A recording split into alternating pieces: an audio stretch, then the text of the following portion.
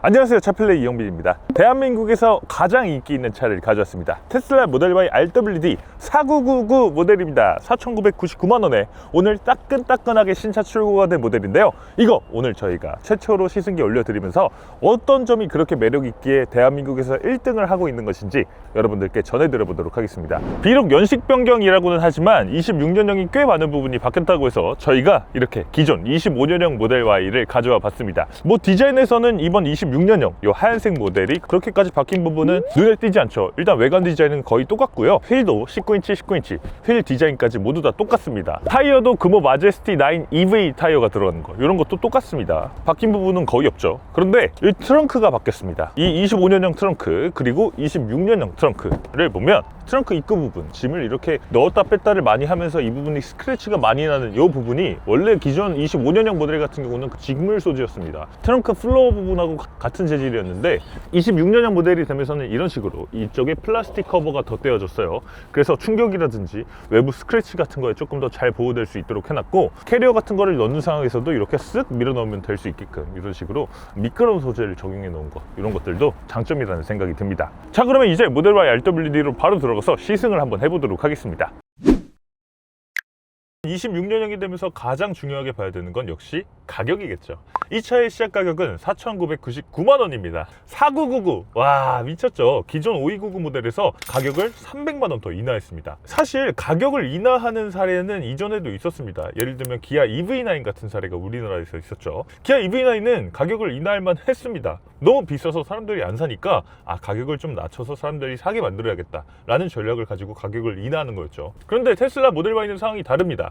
2025년에 국내 전기차 판매 1위를 달성했고요, 수입차 단일 모델 판매량도 1위를 달성했습니다. 메르세데스 벤츠 E클래스랑 BMW 5 시리즈를 이기고 테슬라 모델 Y가 1등을 한 거예요. 이렇게 잘 팔리는 상황에서도 가격을 오히려 300만원 더 인하하면서 진짜 모델 Y의 시대를 열겠다라고 하는 거, 이런 것들은 진짜 다른 자동차 회사들도 배워야 되는 룰 브레이커의 모습을 보여주는 게 아닌가 생각됩니다. 자, 어쨌든 이 차의 시작 가격은 4,999만원인데요 서울시 기준으로 보조금 221만원을 받아서 최종 서울시 실구매 가격은 4,778만원입니다 야, 미친 거 아닙니까? 어느 정도로 획기적인 가격이냐, 지금 많은 분들이 패밀리카로 같이 두고 고민을 하고 계실 기아 소렌토 하이브리드, 현대 산타페 하이브리드, 르노 필랑트, 이런 차들하고 옵션을 맞춰놓고 보면 거의 몇백만원 차이가 나지 않는 비슷한 수준의 가격대입니다. 그리고 그런 하이브리드 자동차 말고 진짜 같은 전기차 기아 EV6 같은 전기차들은 바로 어제 300만원 가격 인하를 했는데 가격 차이가 옵션을 맞춰놓고 보면 EV6가 100만원 밖에 더 싸지 않아요.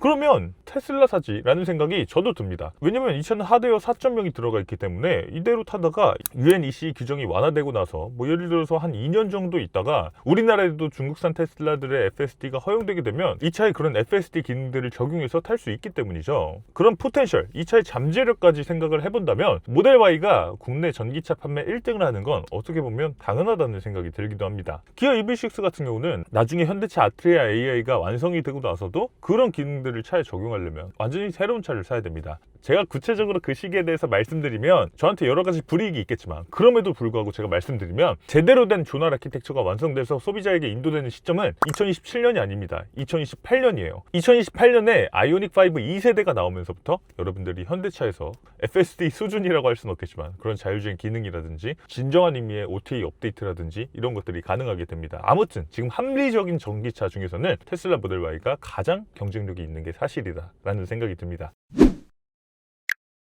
자, 테슬라 모델 Y RWD 본격적으로 시승도 한번 해보도록 하겠습니다. 이 차는 후륜구동 RWD 모델입니다. 후륜구동인데 347마력짜리 모터를 장착해놨어요.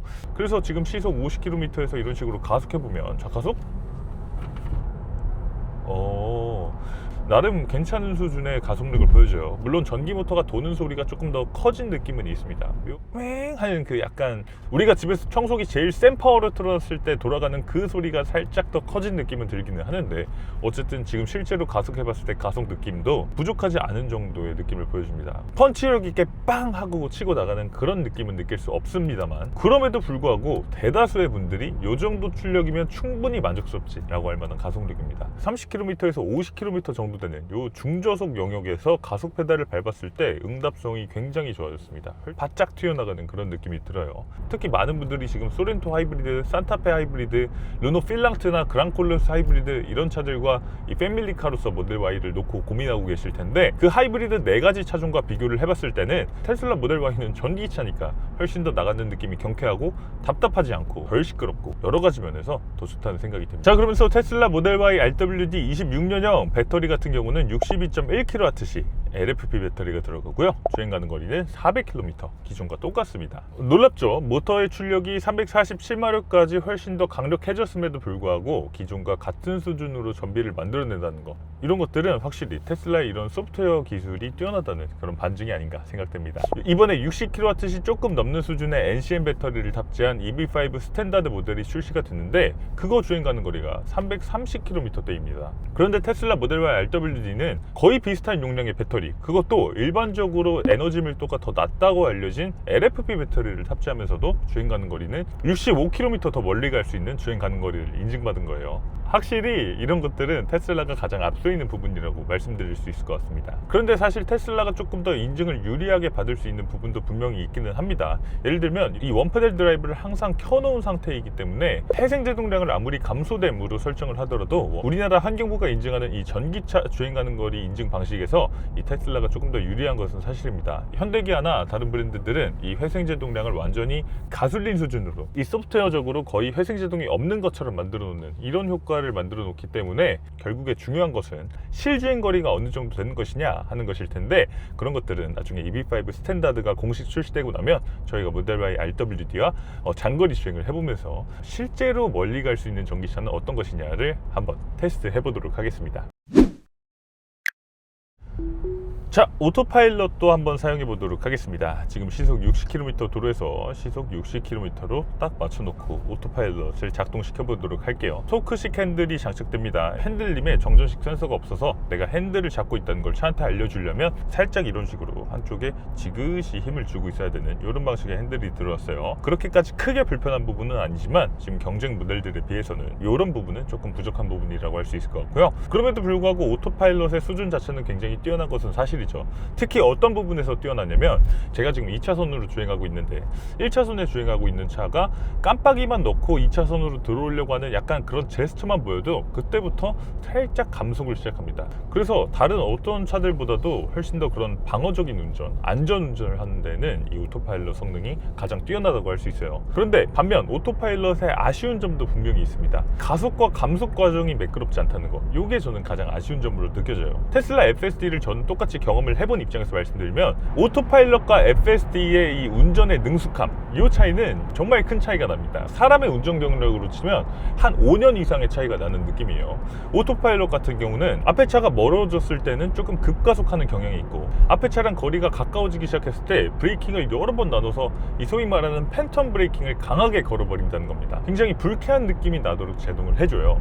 이렇게 꾹꾹꾹 브레이크를 이런 식으로 밟아버립니다. 그래서 소위 말하는 붕킥 현상을 소비자가 좀 경험할 수 있어요. 이런 부분들은 확실히 아쉬운 점이라고 할 수 있습니다. 일부 테슬라 오너분들도 말씀하시는 게, 오토파일럿을 켜고 주행하면 왜 이렇게 운전을 험하게 하냐, 운전 좀 살살 해라, 동승객들이 그런 불만을 표할 때가 있다고 하시거든요. 저는 그 말이 무슨 말인지 알 것 같습니다. 이 브레이킹을 하는 과정이 다른 회사의 운전자 보조 시스템보다도 훨씬 더 거친 수준이기 때문에 차 안에 타 있는 승객들이 그렇게까지 편하다, 부드럽다라고 느끼지는 못하는 것 같습니다. 이런 것들은 FSD와의 극명한 차이가 느껴집니다. FSD는 절대 이렇지 않아요. 진짜 부드럽게 가속해주고 감속해주고 오히려 사람보다도 더 부드럽게 해주네 라는 그런 느낌이 드는데, 오토파일럿은 확실히 초보 운전자가 브레이킹을 하는 것 같은 그런 느낌이 듭니다. 그리고 방향주 시등을 넣으면 바로 꺼지는 거, 이런 점도 좀 아쉬운 점이라고 할 수 있죠. 이걸 극복하려면 향상된 오토파일럿 EAP라든지 아니면 사제 커맨더 같은 거를 장착하셔야 되는데, 그런 것들에 추가 비용이 든다는 거, 또 EAP를 구매하시게 되면 400만 원 이상의 많은 비용이 발생된다는 거, 이런 점들은 조금 아쉬운 점으로 느껴집니다. 확실히 테슬라의 운전자 보조 시스템은 FSD가 돼야지 그 가치를 제대로 느낄 수 있을 것 같습니다. 저희도 차플레이 채널에서 여러 번 말씀드렸습니다만, 유럽의 안전규정 UNEC를 기본적으로 받아들이고 있는 나라입니다. 물론 우리나라가 유럽의 안전규정과는 상관없이 우리나라 자동차 산업의 자율주행 수준을 더 강력하게 늘리기 위해서 규제 샌드박스나 특례를 통해서 이 자율주행 관련 규제를 대폭 완화해 주겠습니다 라고 말한다면 우리나라도 할 수 있지만, 사실 우리나라에서 가장 큰 회사 현대기아가 자율주행에 대한 대비가 충분히 되지 않은 상황에서 그렇게 하는 건 사실상 불가능하겠죠. 그래서 우리나라는 유럽에서 먼저 차가 스스로 차선을 바꾸고 스스로 주행을 하고 핸즈프리가 되고 이런 유행 규정이 먼저 풀려야 우리나라에도 이 자율주행이 탑재될 수 있을 텐데, 그 시점이 빠르면 내년 말 혹은 내후년 2028년이 될 걸로 예상됩니다. 모델 Y의 아쉬운 점, 또 이런 점이 있죠. 회전 반경이 굉장히 큽니다. 지금 회전 반경이 12.13m 정도, 웬만한 대형 세단 정도의 회전 반경이 나오는 건데, 이런 점들은 조금 불편한 점으로 느껴집니다. 유턴을 할 때 일반적인 이런 도로에서 3개 차선을 꽉꽉 채워서 아슬아슬하게 통과를 한다는 거, 이런 점도 조금 아쉬운 부분이지만, 일반적으로 우리가 지하 주차장에서 주차를 할 때 차를 후진을 해서 들어갈 때 생각보다 덜 꺾여서 들어가니까 조금 더 조향을 여러 번 해줘야 되는 이런 번거로움도 있습니다. 테슬라 모델 Y 주니퍼는 많은 분들이 패밀리카로 구매를 고려하고 계실 텐데, 그러면 패밀리카로서 제일 중요한 것 중에 하나, 이 승차감에 대해서도 살펴봐야 될 겁니다. 승차감 같은 경우는 이 주파수 감응형 댐퍼가 들어가지 않았던 이전 모델에 대비해서는 훨씬 더 좋아진 게 사실입니다. 지금 주니퍼가 되면서 주파수에 따라서 댐퍼의 감쇄력을 조절해주는 주파수 감응형 댐퍼가 들어갔고요. 그래서 큰 충격을 만났을 때 혹은 과속방 시턱을 만났을 때는 밸브를 열어서 이 서스펜션의 감쇄력을 부드럽게 만들었다가, 또 매끈한 도로에서 고속주행을 쭉 하는 상황에서는 댐퍼의 감쇄력을 단단하게 만들어서 안정적으로 단단하게 고속주행을 할 수 있도록 만드는 그런 댐퍼가 들어갔죠. 기존의 감쇄력 세팅이 그냥 하나로 되어 있는 일반 댐퍼에 비해서는 훨씬 더 고급의 기계식 가변 댐퍼가 장착이 된 겁니다. 그런데 실제로 주행해 봤을 때 승차감의 느낌은 어떤가 놓고 보면 지금 승차감이 그렇게까지 마냥 편안한 느낌은 아닙니다. 왜냐면 테슬라는 지금 모델 Y를 만들면서 가장 중점적으로 두고 있는 부분이 이 거동 성능의 안정화입니다. 그러니까 이렇게 급격하게 차선 변경을 했을 때 차가 롤이 그렇게까지 일어나지 않죠. 굉장히 안정적인 느낌이 듭니다. 물론 배터리가 하부에 깔려 있다 보니까 무게중심 자체가 아래로 깔리게 되면서 이 거동 성능이 좋아지는 것도 분명히 있을 겁니다. 그런데 그것도 중요하지만, 테슬라는 차체가 코너링을 할 때나 차선 변경을 할 때 차가 한쪽으로 기울어지지 않도록 하는 이 안티롤바, 스테빌라이저 바 세팅 자체를 단단하게 해놓은 겁니다. 이렇게 스테빌라이저 바 세팅을 단단하게 해놓으면 특히 좌우 롤 거동 성능이 굉장히 안정화된다는 장점은 있습니다만, 반대로 양쪽 두 바퀴가 단단하게 묶여있는 시스템이 되다 보니까 한쪽 바퀴가 충격을 만났을 때 반대쪽 바퀴로도 충격을 어느 정도 전달해주게 됩니다. 그래서 사실 컴포트한 승차감 측면에서는 트레이드 오프 되는 부분이 있죠. 팰리세이드 하이브리드가 작년에 처음 나왔을 때 핸들링을 급격하게 하면 한쪽 바퀴가 뜬다 라는 그런 이야기도 있었는데, 그런 것들이 스테빌라이저 바 세팅 자체를 무르게 해놓다 보니까 그런 일들이 생기는 겁니다. 대신에 팰리세이드는 승차감을 한없이 부드럽게 세팅을 해놓을 수가 있었던 거죠. 기술력의 차이가 있다기보다는 선택의 문제라는 생각이 저는 드는데, 어쨌든 테슬라 모델 Y는 한없이 편안한 승차감이냐 아니면 안정적인 승차감이냐, 이 둘 중에서 안정적인 승차감 쪽을 조금 더 택했다고 볼 수 있고요. 주파수가 한번 팍 튀는 상황에서는 주파수 감응형 댐퍼가 이 감쇄력을 부드럽게 풀어주면서 승차감을 괜찮게 만들어주고 있지만, 차가 반대로 리바운드 될 때 혹은 한쪽의 요철만 딱 밟고 지나갔을 때, 맨홀 뚜껑을 한쪽 바퀴로만 딱 타고 지나갔을 때, 이랬을 때는 단단한 진동이나 충격을 이런 다소 단단한 진동이나 충격을 그대로 차체 안으로 유입시키고 있는 걸 볼 수 있습니다. 모델 Y 26년형이 되면서 좋아진 거, 이런 것들이 있죠. A필러 그리고 헤드라이너가 블랙 색상이 됐습니다. 기존의 회색에서 검정색이 됐는데, 일단은 훨씬 더 차가 스포티해 보이는 고급스러운 느낌이 납니다. 저는 회색 A필러 헤드라이너도 나쁘지 않다고 분명히 생각을 했는데, 이 블랙을 경험하고 나니까 기존 것으로 돌아갔을 때 차가 조금 세련되지 않은 느낌이 든다, 약간 그런 느낌이 들더라고요. 그렇게 큰 부분은 아닌데 이런 사소한 부분들이 보여서 이 차를 조금 더 신형의 차로 만들고 있는 것 같습니다. 자, 그리고 지금 디스플레이도 바뀌었어요. 디스플레이는 기존의 15.4인치에서 이번에 16인치로 0.6인치 크기가 더 커졌고요. 이 디스플레이가 단순히 베젤만 넓어진 것이 아니라 이 하드웨어 자체가 통째로 바뀌었습니다. 기존 대비해서 훨씬 더 두께 자체가 얇은 디스플레이가 들어갔습니다. 이렇게 디스플레이가 바뀌다 보니까 테슬라 모니터에 마운트하는 핸드폰 거치대라든지 다양한 액세서리류, 이런 것들을 많은 분들이 장착을 하고 계셨는데, 그렇게 기존에 팔던 그런 제품들이 이 디스플레이는 호환이 조금 어려울 것 같다는 그런 우려도 보셔도 조금 됩니다. 그래서 아마 26년형 모델 Y 출고하시고 여기 디스플레이에 붙이는 액세서리를 구매하실 분들은 26년형 16인치 디스플레이에 호환이 되는 제품인지 체크를 해보시는 게 꼭 중요할 것 같습니다. 자, 그럼 마지막으로 테슬라 모델 Y 주니퍼 오디오도 한번 들어보도록 하겠습니다. 내장 스트리밍 서비스에 애플 뮤직이나 스포티파이나 유튜브 뮤직 같은 앱들도 있어서 여러분들이 선택하셔서 사용하면 됩니다. 사실 내장 스트리밍 서비스를 사용하시는 게 여러분들이 음원 손실 없이 음악을 들을 수 있는 가장 좋은 방식이긴 하지만 여기에서 또 요금을 내는 게 부담스러우시다면 그냥 블루투스를 연결하시면 될 것 같아요.